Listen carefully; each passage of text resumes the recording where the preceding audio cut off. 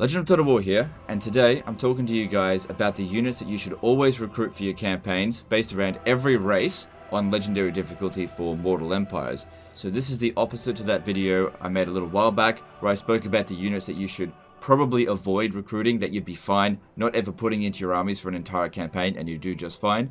This is the opposite. The units that if you avoided recruiting for your entire campaign, you're doing yourself a disservice. Now that doesn't mean that you have to spam these units, although in many cases you could. Even just having one, two, or just a few of these units in your army will start to see a lot of value in them. So by avoiding recruiting these, you're doing yourself a disservice. With that being said, many of these units aren't even recruitable unless you own a specific Lord Pack or Race Pack DLC. And in fact, Mortal Empires itself is not playable unless you own Total War Warhammer 1, which is still the full price it's always been on Steam. So for me, as an example, it would be $90 AUD to purchase Total Warhammer 1 today. Now that's one of the reasons why I've partnered up with Instant Gaming.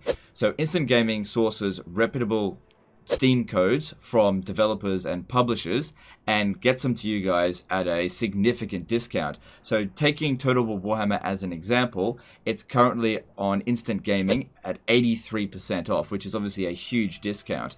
So if you've been on the fence about whether or not to try out Mortal Empires, I highly recommend it. I think it's better than the Vortex campaign. Obviously the Vortex campaign is fun, but I personally prefer Mortal Empires, and most of my videos are based around Mortal Empires. And if you've been on the fence about it, you should check out Instant Gaming. I've used it for a little bit now, and I found the process to be really quite easy, and I've been saving quite a bit of money on games that I've been playing, on the side. Also, do keep in mind that there are limited numbers of codes that are available at any given time for specific DLC, so check every now and again, because sometimes they run out of stock. So for example, they ran out of stock on Mountain Blade 2 Bannerlord recently, but then they restocked up. So if you're not interested so much in getting more Warhammer DLC, there's other games, plenty of other games on the website that you can check out and get yourself a good deal. At the end of the day, I want to make sure that if I'm going to partner up with a company, that you guys are going to get a reliable way of getting your gaming experience at a cheaper price. And that's why I'm partnering up with Instant Gaming. Now, with that being said, let's move in now to number 15 as one of the least effective unit that you should always recruit for a particular race. Coming in at number 15 is a unit that belongs to the Tomb Kings. It's quite simply the Necrofex, and the main reason for that is because of its massive anti-large bonus. Tomb Kings have a hard time, generally speaking, dealing with a lot of cavalry and specifically a lot of big beasts. So their solution to that is the Necrofex. Now, it's a tier 5 unit, so it's going to take a while for you to get them, but once you start reaching tier 5 in your cities, you should definitely prioritize recruiting these before the other ones. You should definitely get the Khemrian War Sphinx and Hero Titan as well, because they're better than most other units that you can get, but the Necrofex, I think, is the one that you're going to get the most benefit out of. So with that being said, let's move on down to number 14. Coming in at number 14 is a unit that belongs to the Skaven. I'm talking about the Rattling Guns. These are one of the highest damage yielding units in the game, and they're good against essentially everything. They only really have one weakness, and that's attacking settlements, because they're just not really very good at shooting up at walls. But if you're playing as Clan Scryer, they do have essentially unlimited ammunition, so even if you miss 99% of your shots, you'll still be okay. This is of course a DLC unit, as with Clan Scryer being a DLC race, with the Prophet and the Warlock DLC. Now the thing about the Rattling Guns and why it's so far down on this list is because you don't need to spam them in your army. I think that only having like 3 or 4 in your army is all you need, because the Skaven Doomstack does not require spamming troops, and keeping a missile-focused but a variety of missile units in your army seems to work pretty damn well. But I'm definitely putting the Skaven Rattling Guns in for the position for the Skaven. With that being said, let's move on now to number 13. Coming in at number 13 are the Dark Elf Shades. Now, any variant of the Shades is fine, and the great news for you guys is that they're not a DLC unit, so if you just own Warhammer 2, you've got access to them. And the primary reason for them being on this list is because they can be boosted by so much. The base stats of any particular shades doesn't seem like that big of a deal, but it really comes down to how much you can boost their range. There's a technology that'll boost it, there's a Lord skill that will boost it, and there's also potentially, and if you really want to spam this, you have to be a bit cheesy, there's a name of power that can boost their range quite significantly as well, potentially getting them a maximum range of 205, I think. Now, with 205 range, these armor-piercing missile units are able to outrange any high elf archer unit. Basically, your primary enemy with their primary strength, you are able to actually beat them, potentially, using shades of any variant. The big difference between the different versions of the shades is basically how good they are in melee. The shades with great swords are essentially the best, but they're not essential. Choose whichever one will suit your army the best. But anyway, with that being said, that's why the shades are on the Dark Elf must recruit list. You don't need to spam them in your army. Having anywhere between 4 and 10 in your army is ideal, and they'll do a good number of casualties on the enemy side for you. Anyway, let's move on now to number 12. Coming in at number 12 is a unit in the Dwarf roster, which is the Organ Gun. Now this is one of my favorite pieces of artillery in the game, period. I just think that the organ guns are essentially good against everything. They're good in a siege, they're good against hitting small targets, they're good against hitting large targets, they're good against infantry, cavalry, everything. They're super versatile, and they're only a tier 4 artillery unit. The big comparison with dwarven artillery usually comes down to whether or not to get organ guns or flame cannons. Considering that flame cannons are tier 5, they're just not going to be as available, and they're also not as good at dealing with, I guess, large units, which are the biggest problem for the dwarves. Dwarves don't have a problem with dealing with infantry, so having a bunch of organ guns in your army basically makes things like giants, not that giants are ever a threat, but cavalry units and more dangerous single entity targets just become not a threat at all. I've often seen that organ guns can easily get 400 kills in a battle if you're using them right. One of the biggest weaknesses though is friendly fire. Do not put your units in direct line of fire of an organ gun because they have a habit of not caring if your troops are right in front of them. So sometimes creating gaps in your line will make these guys a lot more effective. But I'm definitely putting these guys in on the list at number 12. Coming in at number 11 is a unit that belongs to the vampire accounts, specifically the skeleton warriors and skeleton spears, the skeleton troops for the vampire accounts. Now that's not including Graveguard. Now why essentially one of their weakest units is the unit to go for? It's because there's a technology that you can get fairly early on that will make them free of upkeep.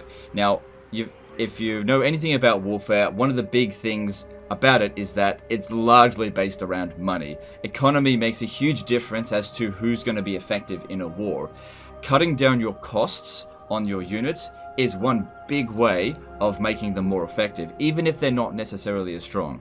There are units in this game that are absurdly strong, but their cost doesn't make up for it. For example, dragons. Dragons oftentimes might be some of the strongest units in the game, but they're also one of the most absurdly expensive units, making them not super effective. Now it's okay for the AI to recruit them because they just get money handed to them on a silver plate, but as the player you do not get that option. You have to manage your finances, and if you mismanage your finances, it doesn't matter how strong your army is if you can't pay them. And that's the big thing with skeletons. You don't have to pay them, and so by not having to pay them, you can spend your money elsewhere, specifically on hiring more lords. And the best unit, the strongest unit in the vampire account roster is their magic users of vampire magic, the vampire lords, you know, the actual vampires themselves, the necromancers. So by having all of the cost sunk into them, even if your supply lines are absurd and you got like 15 armies, it's still cheaper than getting doom stacks. And the thing is, these guys here will oftentimes get like 1,000 kills in a single battle because they're just that powerful, if you know what you're doing. This is the kind of thing that not everyone's going to go for because it's very cheesy. I totally understand that, but if you want my recommendation, try out skeleton spamming. It's never let me down, but then again, I do really know what I'm doing with the vampire accounts, and if you're unfamiliar with how to cheese these ways and how to essentially get the enemy to waste their ammo before the battle, or you know, if they've got magic, how to waste it and snipe their units and that kind of stuff, then this is probably going to crash and burn for a lot of people. But if you practice this technique, this is the best vampire account strategy, because a skeleton spam army or a group of skeleton spam armies will beat any war that you go up against. It'll beat Skaven, it'll beat Lizardmen, it'll beat Chaos, Empire, Dwarves, it'll beat anything. You just have to know what you're doing. And it's all thanks to these units costing nothing. Coming in at number 10 is a unit that belongs to the Greenskins. Now the Greenskins is kind of a notoriously terrible race at the moment. They're essentially a Warhammer 1 race playing in Warhammer 2, and they are way behind the times, and most of their roster is absolutely terrible. They generally speaking don't perform very well, but they do have one unit in their roster that is exceptionally good and is pretty much good against any unit in the game, and that is the Doomdiver Catapult.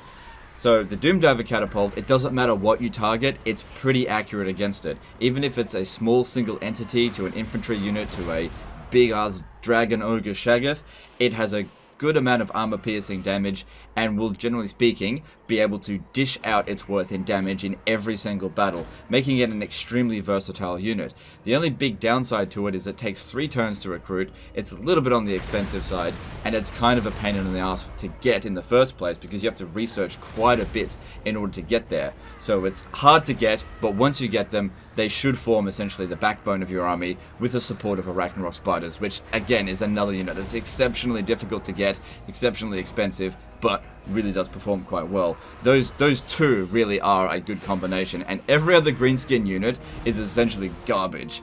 Anyway, let's now move on to number 9. Coming in at number 9 belongs to the Wood Elves. Now I kind of have to split the Wood Elves into 2 separate races because they kind of are. There's the Elves part of it and then there's the Forest Spirit. So the Elves is represented by Talson, and their preferred unit, the unit that you should recruit, is the Waywatchers. These guys can be boosted to absurd degrees, having just huge amounts of range. The only real weakness they have, I guess, is dealing with massive amounts of cavalry, getting completely overwhelmed by numbers, and dealing with walled settlements. Now, playing as Arguelon, the unit that you should recruit is Tree Men. Now, the big difference as to why you recruit different units for these 2 races does come down to Amber. If you're super late in the campaign, like I am here, and Amber is not an issue, then you can recruit a mix and match army and it's totally fine.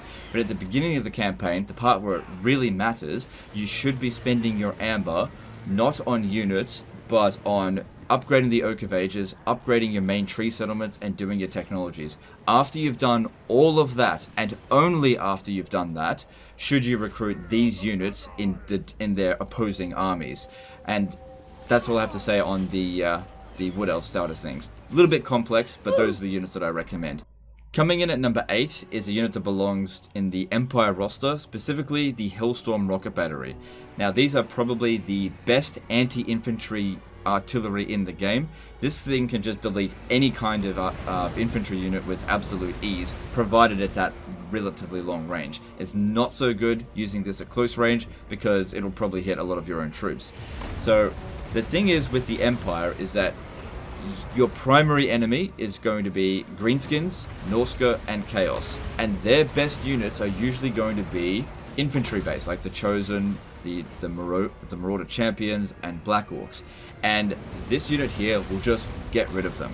As I've said before, you play into your enemy's weaknesses, not necessarily their strengths, and if their weakness is slow moving infantry, which is also kind of their strength, then you just get rid of it, and then you only need to deal with things such as giants and big monsters, Ragnarok Spiders, that kind of stuff. And that's why you give it some support units, such as, you know, handgunners, crossbowmen, other kinds of artillery like Hellblaster volley guns. But these guys here are essentially what gets rid of half of the enemy army right off the bat before they even get close to you. And you don't need to have that many in your army, so I definitely don't recommend spamming them in an army. I think that would be hugely ineffective.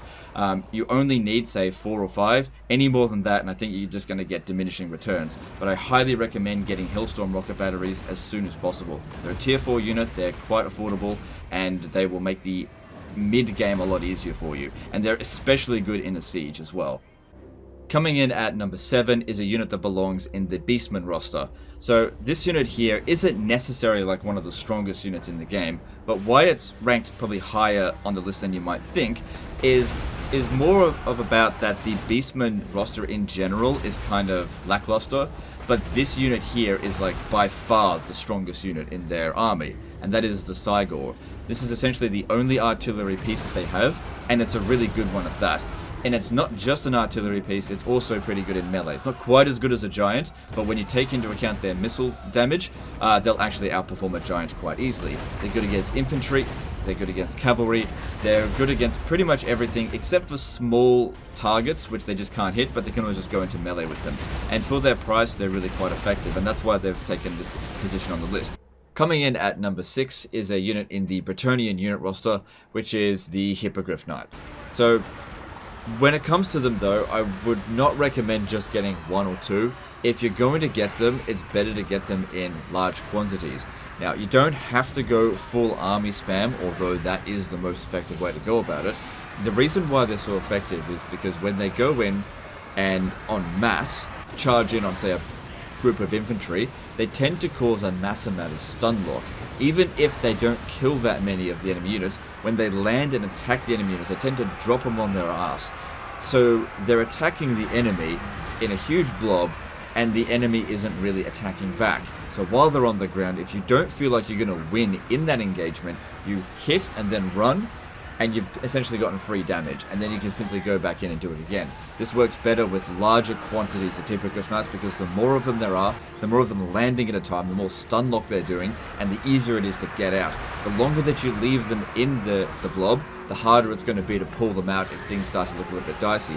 Because generally speaking, Hippogriff Knights aren't going to just beat anything in melee. They need to have some tactics behind them. In addition to that, having a life wizard able to heal them because they're lower numbers of entities is quite effective.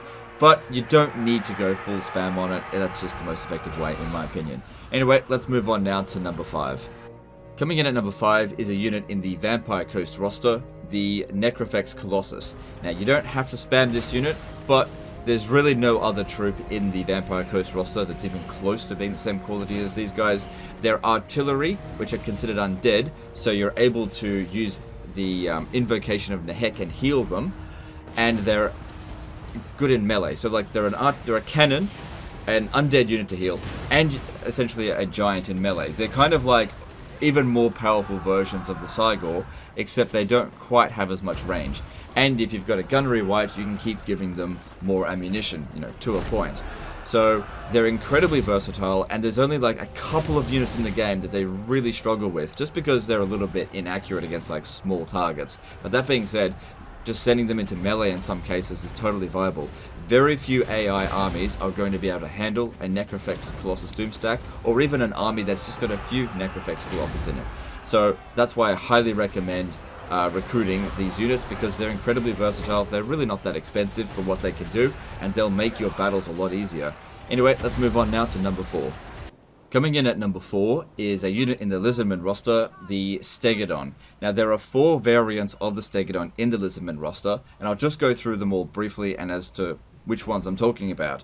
So there's the Feral Staggered On, which is available at tier 3. I'm not talking about those. You don't need to ever recruit them. They're not bad, but you just don't need them. The tier 4 Staggered On, which is the one I am talking about, and this is the one that has an artillery piece with 360 range on its back. That's essentially a ballista. This is the one I'm talking about. Then there's the Ancient Staggered On, which I don't think is a very good unit. I actually think that the tier 4 Staggered On is better than the Ancient Staggered On, purely because the tier 4 Staggered On is an artillery piece and an anti-infantry melee beast, whereas the Ancient Staggered On, while being better in melee, is really the only thing it's good at doing. It doesn't have that artillery, so it doesn't make it as versatile. It's not able to demolish walls. Then there's the Engine of the Gods. Now, the Engine of the Gods is really good, but it's one of those units where having loads of them in your army will have diminishing effects, because the ability is a little bit micro-intensive. What I tend to do is, rather than actually recruit Engine of the Gods, I would put a Skink Priest on a Engine of the God mount, and since I'm already going to be microing their abilities anyway, it's just another one that's there already in the interface ready for me to click on. And I, generally speaking, find I only ever need a couple of those laser beam shots anyway, whereas the tier 4 Staggered On shots, you just line them up and they'll just shoot at, generally speaking, pretty good targets, because there's really nothing that this shot isn't pretty good at killing. It's quite accurate. It'll impale multiple troops, so if it's shooting infantry, it'll impale multiple units at a time. Cavalry, it's especially good at, because cavalry get multiple units impaled, and since they have lower entity numbers, they just absolutely wreck cavalry. Probably the best unit for them to shoot, actually, is cavalry units. Really good at shooting beasts and flying monsters as long as they're not too quick. So you probably want to avoid shooting at Pegasus Knights just because they're just a bit too small, but shooting at things like dragons, especially good at that.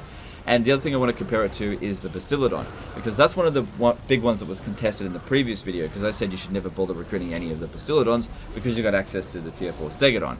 Now, one of the big comparisons that people made with the Bastiladon versus Staggered On is missile damage. Yes, the Bastiladon does technically do more damage per shot than a Staggered On, but it also has less range, it fires a lot slower, it has less ammunition, it's not quite as fast, it doesn't have anywhere near as much armor, its melee stats are nowhere near as good as a Staggered On, so even though technically it does do more damage per shot, it'll actually do less damage over the course of a battle than a Staggered On. And the other advantage being that a Staggered On is more expensive than a Bastiladon. Yes, that's true, but it's not enough to be worth the cost of getting a Bastiladon over it. Considering it's at the exact same tier from the exact same building, I wouldn't ever bother going for a solar engine over a Staggered On, provided I've actually got the funds.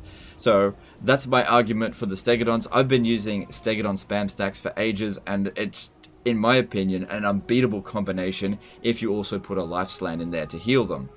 I've been able to take on multiple armies at a time. They're even able to take on things like Slayers, as long as you, again, keep healing them and buffing them. They're just an incredibly versatile unit, and which is why this unit was put on the top 5 Doomstack video. Anyway, let's move on now to number 3. Coming in at number 3 is a unit in the Warriors of Chaos roster, the Dragon Ogre Shaggoth. Now, the primary reason why it's so high up on this list is because it is strong against everything that the enemy is weak against. You know, when playing as Warriors of Chaos, you're going to be going up against essentially Empire and Dwarfs and Bretonnia, and those guys will have way better missile units than you. Now, the funny thing as well is that Dragon Ogre Shaggoths have very similar combat abilities as to Giants, and in my previous video I mentioned that Giants, you basically shouldn't ever recruit them. So if they're of similar combat abilities, why would you recruit a Dragon Ogre Shaggoth over a Giant, as an example? Well, it's because, for one thing, a Shaggoth has way more missile resistance in terms of armor and just raw missile resistance, and it's also, the big thing is speed. A Giant is not able to close the distance and get into combat very quickly, whereas a Shaggoth can. That means that the enemy will get fewer volleys in on you before you've engaged into the fight, and also a Shaggoth is able to pull through units a lot easier, so you can pull through the enemy melee units and get to the missile units and bog them down. Giants will get bogged down a lot quicker. Another thing is that if the fight isn't favorable, which a lot of times it won't be, a Shaggoth can pull out quite easily and in fact outrun some cavalry units, whereas a Giant, once it's in combat, it kind of needs to win, because there's really no getting out of it otherwise, because it'll just die trying to walk away because it's just too slow. And that really is the crux of why this is so high up on the list. There really isn't anything even close to being the same level as a Dragon Ogre Shaggoth in the Warriors of Chaos roster. That's why it's such a must recruit. You don't have to spam them, you can get whatever you want, but the more of them you get, there really isn't any downside, because even though they're quite expensive to maintain, you'll be able to kill more enemies faster, which will yield you more money, since the primary way of making money as the Warriors of Chaos is just by causing destruction. Whereas if you go with other units, you're going to have to replace them and encamp more, go back and lick your wounds a lot more often, so even though they're more expensive, you'll make more cash, which will more than make up for it. Anyway, let's move on now to number 2. Coming in at number 2 is a unit in the High Elf roster, the Sisters of Avalon. Now, this one's a little bit weird, because it's not as strong as a Shaggoth, but it's higher up on the list. Why is that? Why do I always go on about Sisters of Avalon? A lot of people have a lot of trouble utilizing these units, and I can understand why. This is not necessarily the easiest unit to use, but if you understand a couple of core principles, you'll essentially never lose a battle. You have to consider this, that the AI is not necessarily going to recruit armies to take out your Doomstacks. So the armies that you could potentially go up against that would absolutely roll over a Sister of Avalon army are going to be extremely rare, or they might not even show up at all. Probably the most common army that would give you the most problems would be a Lizardman Rite of Primeval Glory army, and those armies tend not to be at least full of dinosaurs, and even then you can still beat them. And there's very few armies in the game that can actually beat it, because when it comes down to it, Sisters of Avalon have one of the highest missile damage attacks for an archer unit in the game, only exceeded by the Waywatcher. Now, the Waywatcher was way lower down the list. If a Waywatcher can beat a Sisters of Avalon in a skirmish, why is Sisters of Avalon higher up on the list? Well, it comes down, again, versatility. A high elf faction will be able to field far more Sisters of Avalon armies than a Wood Elf army will be able to field of Waywatchers. So you'll be able to get more of them because they're more efficient for your cost. They're not a very expensive unit for its tier, so they're not a huge cost on your bank, and that kind of stuff does matter. It's similar to the situation with the vampire accounts, whereas you go with cheaper units, not necessarily stronger units, because it's better for your economy. Not that the high elves have a problem with their economy, but if you got the money, if I really wanted to, I could just keep on recruiting these armies, and numbers do make a big difference. Whereas if you go with dragon spams, which is stronger than a Sisters of Avalon spam, you're going to have fewer armies. There's going to be situations where you might just get a little bit overwhelmed. And when it comes down to it, finally, is that the Sisters of Avalon can be boosted by absurd degrees. If we have a look at the stats here, you can see its melee defense, which is sort of like the core stat for its melee ability, is 69. Now that 69 melee defense is boosted by the agents and of course by Alariel, which there is basically no other unit in the High Elf roster that can be boosted by as much as a Sister of Avalon. There is so much you can do to just make them stronger. Give them missile resistance, magic resistance, extra missile damage, extra melee defense. I've seen Sisters of Avalon take a frontal charge from Demigryph Knights and basically brush it off because they're so good in melee. So setting up a square formation with them, having the front line, you don't need frontline infantry as Sisters of Avalon because they can act as frontline infantry. If you run out of ammunition, you can send the Sisters of Avalon into melee because they're good fighters. They actually have a really good weapon strength, and they've got good melee attack and melee defense. They're better than, say, White Lions of Krace, which are just melee units. So that's the big thing with Sisters of Avalon. It's not that they're individually the strongest unit in the game. It's just that they're so good at everything that there's going to be so few situations where they're going to be scratching their head going, oh, damn it, we're not ready for this. Because, again, they're just super versatile, and that's what puts them so far up on this list. Now let's move on to the number one item on this list. Coming in at the number one spot is a unit in the Norscan roster. It is the Warmammal. Specifically, the tier 4 variant, although you could go with the War Shrine, although it's a tier above, and really its combat stats are exactly the same. So, what is it about the Warmammal? We already know that it's just an incredibly powerful unit. It's really on the tier of Dreadsaurians, and maybe a Dreadsaurian can actually beat a Warmammal, but the thing is, as the Norscans, you aren't really going to have to worry about Lizardmen. This is the big thing. The things that can beat a Warmammal, you don't have to worry about. So, Necrosphinx spam, the AI is not going to do that, and you're not going to go up against any Tomb Kings anyway, not for a long time. And by the point that you actually come in contact with them, you'd probably be able to roll over them anyway. A Dragon Ogre Shaggoth spam army would probably beat a Warmammal spam army. Again, the AI never recruits Dragon Ogres anyway, and the one army that does have it when they spawn only has a couple of them, and a Mammoth spam will beat it anyway. Or a Giant spam will actually beat a Warmammal spam. But again, you're not going to be going up against that.